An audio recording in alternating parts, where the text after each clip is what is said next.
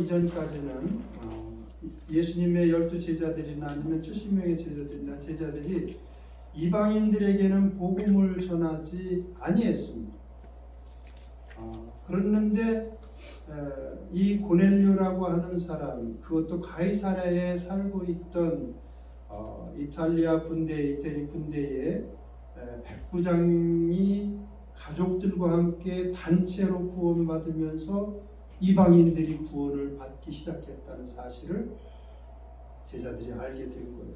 하나님께서 이렇게 역사하신 것입니다. 그래서 이 당시까지는 이방인들이 구원받았다 이런 이야기가 물론 어느 구석에서 그런 일이 있을 수 있었을 수는 있겠지만 그런 사건이 표면적으로 나타나지 않았고 또 예수님의 제자들도 이방인들에게는 구원을 전하지 않고 있을 때입니다. 이때 하나님께서 이 고넬료라고 하는 사람의 가정에 있던 사람들, 오늘 말씀에 뒤에 보시면 친구들까지도 그 집에 있던 사람들이 다 구원을 받으면서 단체로 이방인들이 구원을 받아요. 사실 하나님의 뜻은 모든 사람이 구원을 받는 거죠. 근데 이 당시까지만 해도 유대인들은 구원은 유대인에게만 있다고 이렇게 생각을 한 거예요. 예수님의 제자들조차도. 그때 수제자격인 베드로를 하나님께서 사용하셔서 이제 가이사랴에 있던 약 한 40km 정도 떨어진 굉장히 먼 거리죠. 먼 거리인데 이 고넬료의 가정에 있던 사람들을 베드로를 보내서 복음을 듣게 하고 구원하게 해주심으로 해서 이방인들에게 복음이 계속해서 전파되어 나가는 첫 시발점이 되는 역할을 하게 하십니다. 그래서 굉장히 중요한 사건입니다. 그래서 오늘 말씀은 고넬료의 가정이 어떻게 구원받았는가에 대해서 하나님께서 우리에게 주시는 말씀인데 먼저 고넬료의 삶을 소개해 주시고 있습니다. 하나님께서 고넬료는 이런 사람이다 먼저 이렇게 소개를 해 주세요. 첫째는 온 지방과 더불어 하나님을 경외하는 삶을 살았다고. 유대인의 회당을 다녔다는 이야기입니다. 이방인인데도 불구하고 할례는 받지 않았겠지만 그런데 수식어가 하나 더 붙어요. 고넬료한테는 경건하여 이렇게 되어 있습니다. 하나님을 존경하고 두려워하는 사람이었다는 뜻입니다. 그래서 하나님을 두려워하고 존경했다고 한다면 아마 그의 삶은 자기 스스로 많은 절제를 하면서 살았을 것입니다. 하나님은 우리의 마음을 들여다보십니다. 세상 사람들은 외모를 보지만 하나님께서도 말씀하시지만 하나님은 우리의 마음 중심을 중요하게 보십니다. 그래서 이사야서 29장 13절에 이 백성이 입술로는 나를 가까이하며 입술로는 나를 공경하나 그들의 마음은 내게서 멀리 떠나 있다. 이사야 선지자를 통해서 백성들 그 당시에 있던 이스라엘 백성들에게 말씀하셨습니다. 저는 이 말씀을 지금 이 시대에도 많은 교회에 주시고 있다고 생각을 합니다. 지금도 이 말씀은 여전히 통하고 있습니다. 많은 사람들이 입술로는 하나님 존경합니다, 경외합니다, 찬양하고 그렇게 고백하지만 정말 하나님을 공경해서 마음을 다해서 하나님께 감사하기 위해 무릎을 꿇고 하나님 앞에 기도하는 자녀들은 얼마나 될지 하나님만이 아시죠. 그거는. 지금도 저는 이런 하나님께서 안타까워하시면서 이렇게 말씀하실 것입니다. 야고보서 1장 27절에도 진짜 정말 하나님을 두려워하는 사람들은 이렇게 살아간다. 경건의 참 의미가 뭐예요? 영어로는 가들리니스라고 되어 있죠. 근데 그게 참 의미가 뭐냐? 하나님 아버지 앞에서 정결하고 더러움이 없는 경건은 곧 고아와 과부를 그 환난 중에 돌아보고 또 자기를 지켜 세속에 물들지 아니하는 이것이니라 이렇게 말씀하십니다. 그러니까 경건이라고 하는 것, 하나님을 두려워하며 정말 믿음 가운데 살아간다고 하는 것은 누군가 옆에 불행한 사람들이 있거나 그러면 그 환난 중에 있는 형제들을 외면하지 않는다는 거예요. 자기 주변에 있는 사람.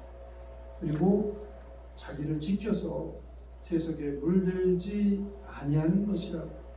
세상 사람들이 막 흘러가는 그 길에 걸어가지 않는 것이라고. 요즘에 우리나라 대형 교회 목사들 중에 이상한 짓 하는 목사들이 있죠. 말도 안 되는 지도자를 그냥 인정하면서 교회에 재단에 우리 주 예수 그리스도의 이름만 높아져야 할 곳에 그런 사람들을 세우기도 하고 막 어처구니없는 일들이 벌어지고 있습니다. 과연 그들의 마음속을 보시는 하나님은 어떠실까 그런 생각이 들어요. 아니 그것에 실망해서 교회를 떠나가는 자녀들의 마음을 보시는 하나님은 얼마나 안타까우실까 그런 생각도 듭니다. 하여튼 이 고넬료는 참 특이해요. 유대인이 아닌데도 온 집안 식구들과 더불어 회당에 데리고 나가고 요즘 말로 하면 저 믿지 않는 이슬람 국가에서 한 사람이 자기 집안 식구들을 다 데리고 교회에 가는 것하고 비슷한 거죠. 특이한 사람입니다. 두 번째, 어려운 백성을 많이 구제하는 삶을 살았다고 되어 있습니다. 로마의 지배 아래서 가난하게 살고 있는 이스라엘 사람들, 힘없이 살아가고 있는 이스라엘 사람들을 돌보았다는 거예요. 독특한 사람 아니에요. 왜냐하면 로마 시대의 정신 자체가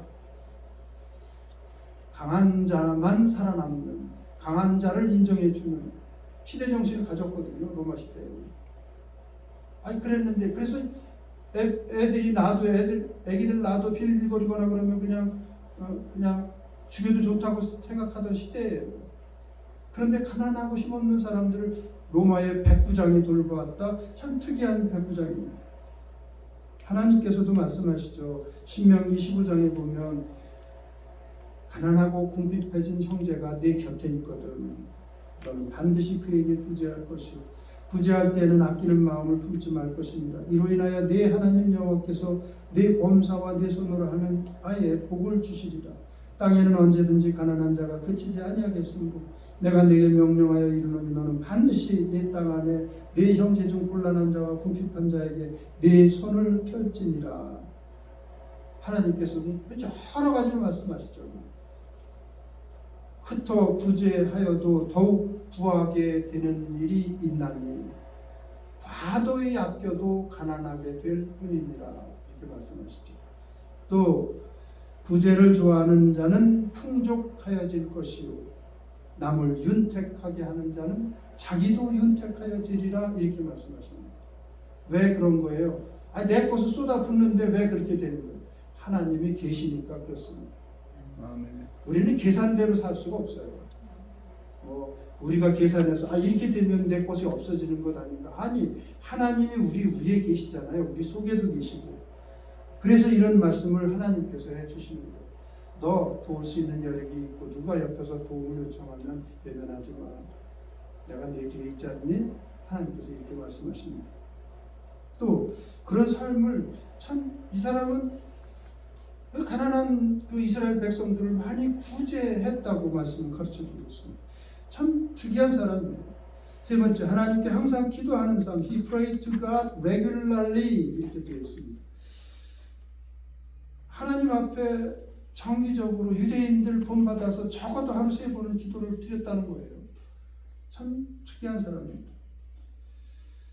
윌리엄 거널이라고 하는 17세기의 청교도 목사가 그런 이야기를 한 적이 있습니다. 단 한 번의 펌프질에 물이 콸콸 쏟아져 나오도록 물이 가득 차 있는 우물은 없다. 계속 기도해야 된다는 거죠. 우리 믿는 사람들은 수시로 무슨 일이 있을 때마다 기도를 드려야 됩니다. 그러면 주님이 어떤 분이신지를 깨닫게 돼요. 알게 됩니다. 그러면 찬양을 안 할 수가 없어요. 우리의 삶은.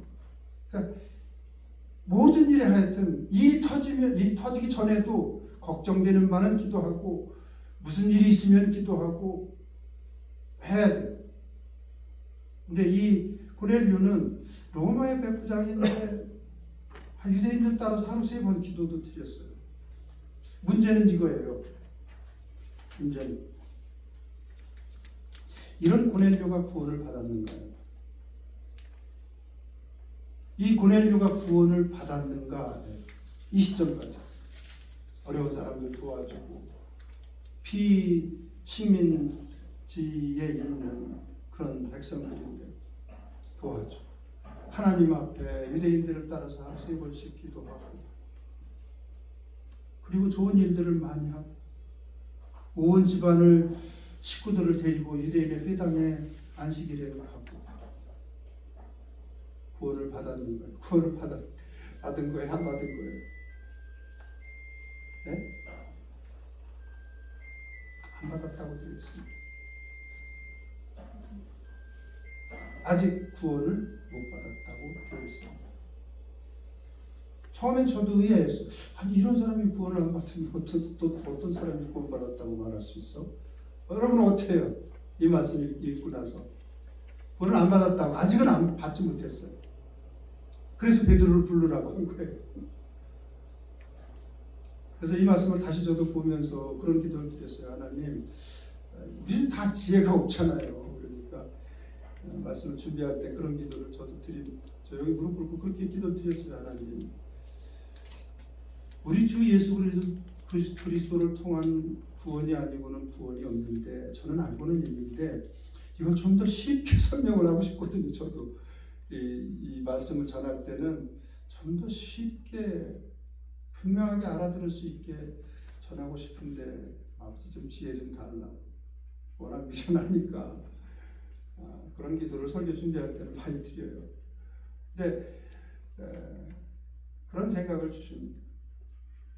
우리가 선한 행동, 선한 일, 의로운 일들을 행할 때에는, 믿지 않는 사람 입장에서 그런 일을 행할 때에는 자기 의라는 게 있어요.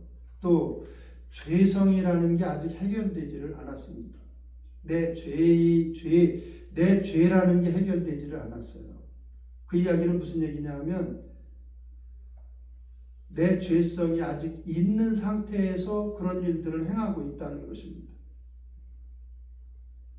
누가 뭐라고 해도 내가 죄인이라는 깊은 인식이 없고, 성령 하나님께서 내가 얼마나 큰 하나님 앞에서 죄인인지를 깨닫게 하시는 깨달음이 없으면, 내가 아무리 선한 일을 하고 하더라도 거기에는, 그 속에는 내 의라는 게 쌓여 있습니다. 내가 한다는 의가 쌓여 있고, 나 중심적인 내가 한다는 마음이 담겨져 있어요. 그러니까 그냥 산더미가 같이 이렇게 선한 일을 많이 행했다고 하더라도, 그 선한 행위들은 물론 하나님께서 알아주시고 보기에 좋아하시기는 하지만, 내가 하나님의 자녀가 될 정도의 의는 없는 거예요. 아무리 착한 일을 많이 해도 예수 그리스도를 통한 십자가의 은혜로 내가 구원받지 못하고, 내가 하나님이 죽으셔야 될 만큼 큰 죄인이라는 인식이 없고, 깨달음이 없고, 믿음이 없으면, 그래서 예수님께서 죽으셨고 나를 대신해서 죽으셨다는 그 믿음이, 깨달음이 없으면, 내 의가 쌓여있는, 나 중심적인 의가 그 속에 걸려있는, 저는 불순물이라고 표현했는데, 산더미처럼 선한 일이 많아도 하나님 나라에 이룰 수는 없습니다. 아멘. 아무리 착해도, 아무리 위대한 일을 많이 해도요, 하나님 나라에 이룰 수 없어요.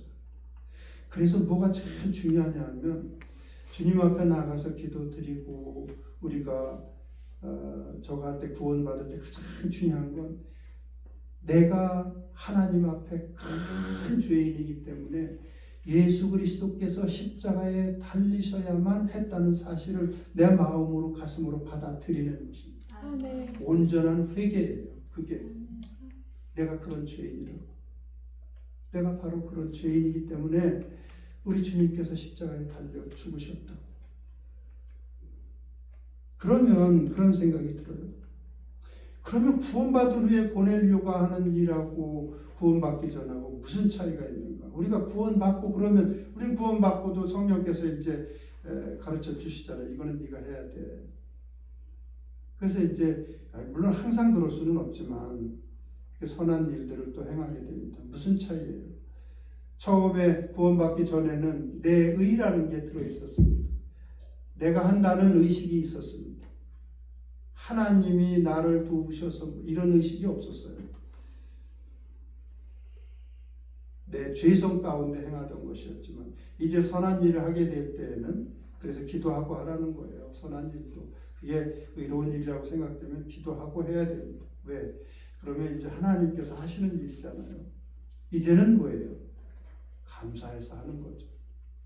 나는 자격은 없지만 그냥 감사해서 진짜 우리 교회 이름처럼 은혜로 하나님께서 은혜를 주셔서 하는 것이고 그리고 하나님께서 하시는 것이고 선한 일은 그거예요. 그래서 우리가 내가 뭐 했다고 이렇게 이야기할 수 없는 거예요. 그냥 궁극적으로 이야기하면 내가 그 일을 했어 이렇게 말할 수는 없어요. 무슨 일이 있으면 하나님께서 그 일을 하게 하셨어. 우리가 보통 그렇게 이야기하죠. 은혜로 하게 하셨어. 이렇게 되는 거죠.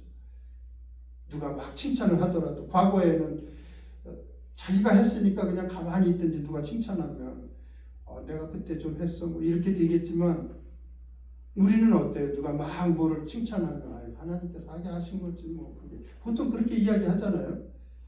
그러니까 이제 내 것이라는 게 없는 거야. 아무리 이제는 그만큼 선한 일을 하더라도 이건 내 것이 아니에요. 하나님께서 하신 것이죠. 그런 차이가 있는 거예요. 고넬료는 아직 구원을 받지 못했습니다. 그 11장 14절 우리가 읽지는 않았지만 11장 14절을 보면 그게 분명하게 하나님께서 말씀하세요. 베드로가 너와 내 온 집이 구원받을 말씀을 내게 이르리라 함을 구원받을 말씀 무슨 뜻이에요? 아직 구원 못 받았다는 거죠. 이렇게 뭐 안식일마다 가서 예배드리고 선한 일을 많이 하고 착한 일 많이 했는데 보통 안 믿는 사람들이 그런 질문 하잖아요. 가끔 교회에 다녀서 못되게 사는 사람하고 교회 안 다니는데 착한 일 많이 하는 사람 누가 구원받느냐고 이제 안 믿는 사람들이 그런 짓궂은 질문들을 할 때가 있어요. 우리 대답은 뭐 간단하죠. 그 사람이 정말 자기가 주인인 걸 믿고 회개하고 주 예수 그리스도의 십자가의 복음을 받아들이고 믿었으면 그리고 침례나 세례를 받았으면 우리는 침례교회니까 침례 받았으면 그 사람은 구원 받은 거다. 우리는 보통 그렇게 간단하게 이야기를 하죠. 알고 있으니까. 제가 거기다가 그렇게 써놨어요. 죄인의 회개가 중요하고 예수님 영접이 그래서 중요하고 침례로 사람들 앞에서 선포하는 일이 중요하다고 세 가지를 써놓았습니다. 다 중요한 것들입니다. 사도행전 22장 38절에 우리가 잘 알죠. 베드로가 설교를 하니까 예수 그리스도라는 그리스도를 구세주를 하나님께서 우리에게 보내주셨는데 너희들이 그런 예수를 죄 없으신 분을 구세주를 십자가에 못 박아 죽였다고 그러니까 백성들이 형제들아 우리가 어찌할꼬 막 그러죠. 그러니까 베드로가 이르되 너희가 회개하여 각각 예수 그리스도의 이름으로 침례를 받고 죄의 사함을 받으라. 그리하면 성령을 선물로 받으리니. 제가 거기다가 연세사람 살인범 김대두와 성철스님의 차이. 성철스님이라는 사람도 뭐 80 몇 세에 죽었는데 83세인가 평생을 나쁜 일 했겠어요? 절에서 우리가 볼 땐 나쁜 일도 많이 했죠. 왜냐하면 자기 이름을 높이기 위해서 아니면 자기 이름값이 높으니까 오는 사람 어떤 사람 만나주지도 않고 어떤 사람 만나주고 막 그렇으니까 그럼 본인이 교만한 것도 모르고 그런 거죠. 근데 어찌됐든 남들이 볼 때 세상 사람들이 볼 때 뭐 험한 일을 했겠어요? 악한 일을 했겠어요? 그냥 좋은 말만 해주고 사람들 격려하고 그랬겠죠. 반면에 김대두라고 하는 사람 우리 시대에 17명을 죽인 아주 정말 대한민국을 떠들썩하게 했던 연쇄 살인범입니다. 우리 있을 때 신문에 이렇게 보니까 나중에 이 사람이 예수 그리스도를 영접했습니다. 믿었어요. 그리고 죽을 때 멀리 멀리 멀리 멀리 갔더니 하는 찬양을 부르면서 죽었다고 그래요. 주님 품으로 안겼다고 합니다. 평생을 세상 사람들이 볼 때 선하게 산 그 사람과 젊은 날 잘못된 길로 들어서서 예수님을 몰라서 사람들을 무자비하게 죽였던 김대두라는 사람, 자기 죄인됨을 고백하고 예수 그리스도의 이름으로 침례를 받고, 침례 받았는지 세례 받았는지 모르겠지만 하여튼, 그리고 죽을 때 찬양하면서 죽는 사람. 우리 세상에서 우리도 마찬가지입니다. 그래서 우리는 세상 사람들이 하는 이야기에 현혹되지 말아야죠. 어떤 사람이 지금 저는 이 말씀 읽으면서 특히 고넬료의 모습을 보면서 얼마나 많은 우리나라 교회에 또 뭐 미국도 마찬가지고 전 세계 교회에 교인들 중에 이런 사람들이 많을까? 자기의 죄인됨을 잘 모르고 십자가의 의미를 제대로 모르고 교회 다니면서 자기가 구원받은 줄 알고 살아가는 사람들이 얼마나 많을까? 중요한 건 자기가 우리 하나님께서 예수 그리스도를 십자가에 못 박으셔야 될 만큼 큰 죄인이라는 사실을 잘 깨달아 알고 받아들였는가 하는 거예요. 그리고 예수님을 항상 모시고 살아가는가, 정말 중요합니다. 두 번째 교훈은 믿음의 사람은 다른 사람을 가리지 않아야 됩니다. 물론 사람에 대한 분별은 필요합니다. 우리가 그렇긴 하지만 사람은 가리는 게 아닙니다. 11절에서 16절도 그렇고 26절 우리가 읽진 않았지만 사울이 예루살렘에 가서 26절 보면 베드로가 이렇게 이르되 일어서라 나도 사람이라. 고넬료가 참 하나님을 경외하는 사람이에요. 베드로가 들어오니까 발 앞에 엎드려 절을. 아니 백부장이 군대의 장교가 자기가 다스리고 있는 백성이 들어오는데 거기서 엎드려서 뭐에 하나님을 참 경외하는 사람은 틀림없어요.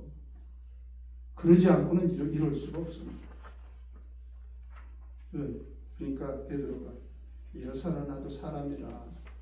베드로는 뭐예요? 처음엔 사람을 가렸습니다. 이방인들 거기 28절에 보면 이방인들과 교제하며 가까이 하는 것은 위법인 줄 너희도 알거니와. 그런데 하나님께서 내게 지시하사 아무도 속되다 하거나 깨끗하지 않다 하지 말라고 하시기로. 보자기 환상을 통해서 하나님께서 너 사람 가리지 말라 그거예요. 사람 가리지 말고 복음 전해라. 지금으로 우리에게 주시는 말씀이라고 하는데 너 사람 가리지 말고 복음 전하고 할 수만 있으면 뭐 양보할 거 있으면 양보하고 좀 너그럽게 하면서 복음을 전하며 살도록 해라. 이런 말씀이에요. 아무도 뭐 무슨 그게 위법이라든지 뭐 이렇게 하지 말라고. 당시 제자들의 활동을 가만히 11장에서도 가서 보면 19절, 21절 이렇게 뒤에 가서 읽어보니까 다시 보니까 이 제자들이 돌아다니면서 스데반의 일로 일어난 환란으로 말미암아 19절에 보면 11장 19절에 보면 베니게와 구브로 안디옥까지 이르러 유대인에게만 말씀을 전합니다. 유대인에게만 구원이 있다고 생각하고 복음을 전했던 거예요. 예수 그리스도의 복음을. 그러니까 하나님께서 베드로한테도 그런 생각을 가지고 있으니까 그런 환상을 보여주셨던 겁니다. 베드로가 부정하다고 생각하는 것들을 잡아먹으라고. 가서 복음을 전해서 예수님 믿게 하라는 거죠. 믿는 사람으로서 유난히 난 저런 사람들하고 상대 안 해. 이런 사람들을 보게 됩니다. 아니 그렇지 않아요. 우리는 누구라도 상대할 수 있어야 됩니다. 하나님 믿는 사람이면 더욱 잘해야 되는 거고요. 예수 그리스도 믿는 사람이라면, 안 믿는 사람이라면 어떻게 해서든지 하여튼 한마디라도 던져줘야 돼요.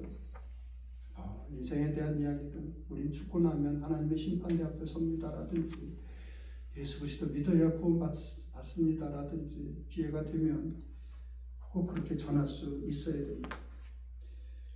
이 고넬료도 보니까 24절에서 44절 봤더니 친척들을 모으는 것뿐만 아니라 친구들을 다 모아서 자기 집에 데리고 있습니다. 왜? 복음을 듣게 하려고. 자기도 듣겠지만 자기 친구들, 친척들, 자기 집에 있는 하인들뿐만 아니라 백부장이니까 친구들까지 모아서, 저는 이 말씀을 다시 읽으면서 누가 생각났느냐 하면, 누가 생각나요? 구약시대에 여리고성의 기생 라합이 생각이 나더라고요.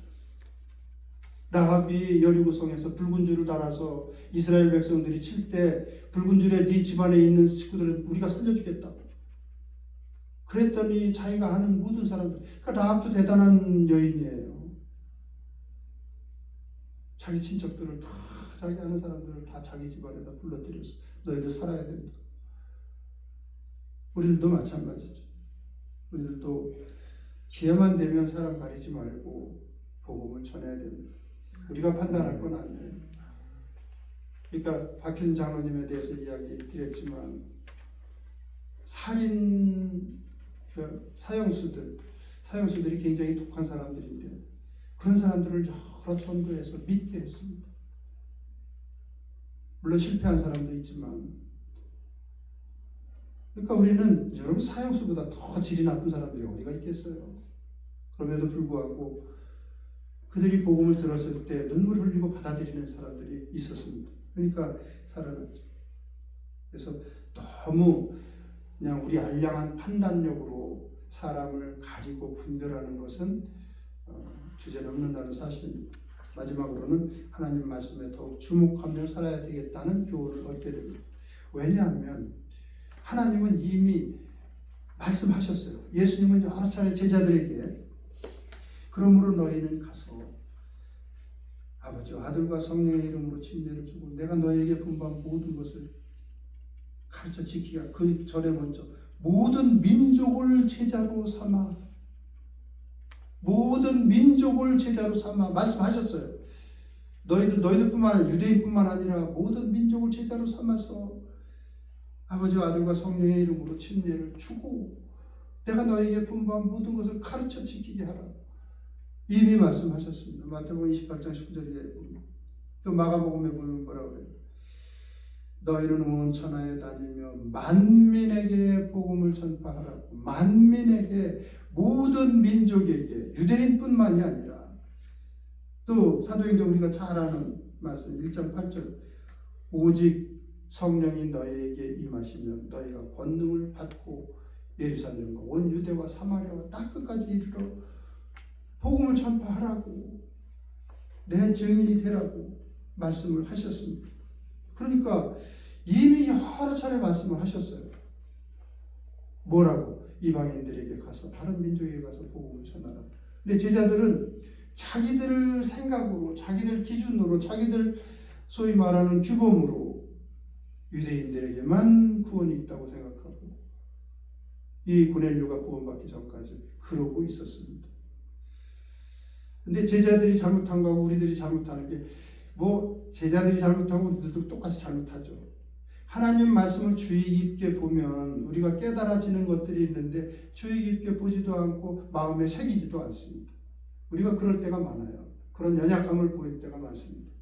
좀 더 주의 깊게 보고, 하나님의 말씀 한 구절 한 구절은 다 진리이기 때문에 우리가 마음속에 새겨 넣어야 됩니다. 그래서 엠마오로 가던 두 제자에게 나타나신 주님께서도 이 말씀을 하신 거예요. 참 마음에 더디 믿느냐고 안타까워하시면서, 지금 시대에도 주님이 오시면 이러시지 않을까요?